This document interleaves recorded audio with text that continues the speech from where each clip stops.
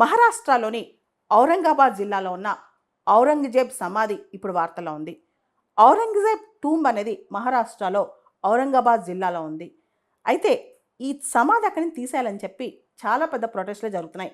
ఇది కొత్త కాదు, ఎప్పటి నుంచో జరుగుతున్నాయి. నాగ్పూర్లో ఈ మధ్యలో చాలా ఎక్కువ జరుగుతున్నాయి.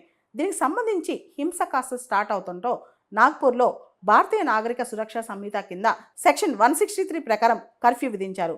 నాగ్పూర్లో ఛత్రపతి శివాజీ స్టాట్యూ దగ్గర ఔరంగజేబ్ దిష్టి బొమ్మ కూడా ఎఫిగి కూడా దగ్ధం చేశారనమాట. ఔరంగజేబ్ చాలా ఘాతకాలకు పాల్పడ్డారని, ఆయన చరిత్రహీనుడని అక్కడ కొంతమంది అభిప్రాయపడుతున్నారు. అంతేకాదు, ఔరంగజేబ్ సమాధి అక్కడ ఉండకూడదని, దానివల్ల మరాఠా గ్లోరీకి చాలా నష్టం జరుగుతుందని కూడా చెప్పారనమాట. ఈ మధ్య రీసెంట్గా చావా అని చెప్పి ఒక సినిమా వచ్చింది.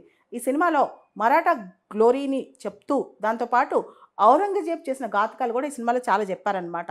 దీంతో చాలామందికి ఔరంగజేబ్ అంటే ఆల్రెడీ చరిత్రలో ఔరంగజేబ్ చాలా కన్జర్వేటివ్ రూలర్ అని, ఔరంగజేబ్ పైన చాలా విమర్శలు ఉన్నాయి.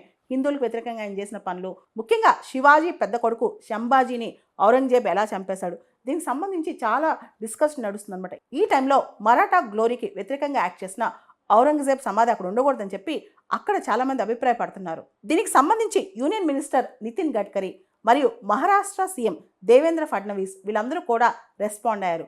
వీళ్ళు నాగ్పూర్ అనేది చాలా శాంతియుతమైన ప్లేస్ అని, పీస్ అండ్ స్టెబిలిటీకి అక్కడ చాలా పెద్దపీట అని, కొన్ని రూమర్స్ వల్ల ఇలా జరుగుతుంది, అక్కడ కమ్యూనల్ వైలెన్స్ ఏమీ జరగట్లేదని, ఫేక్ న్యూస్ సోషల్ మీడియా ద్వారా ఎక్కువ స్ప్రెడ్ అవుతుందని చెప్పి వాళ్ళు స్టేట్మెంట్ ఇవ్వడం జరిగింది. అక్కడ హార్మోనియస్గా ఉండాలని చెప్పి, నాగ్పూర్ అనేది ఒక హార్మోనికి ప్రసిద్ధి అని కూడా వాళ్ళు చెప్పడం జరిగింది. ఇవన్నీ పక్కన పెడితే ఔరంగజేబ్ టూంబ్ చుట్టూ ఉన్న గొడవలు ఫస్ట్ టైం కాదు.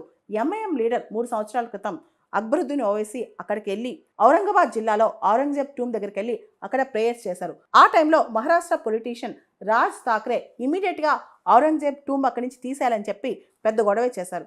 ఇదంతా కొత్తవి కాదు. ఔరంగజేబ్ సమాధి ఏదైతే మహారాష్ట్రలో ఉందో దాన్ని తీసేమన్న డిమాండ్ ఈరోజు వచ్చింది కాదు.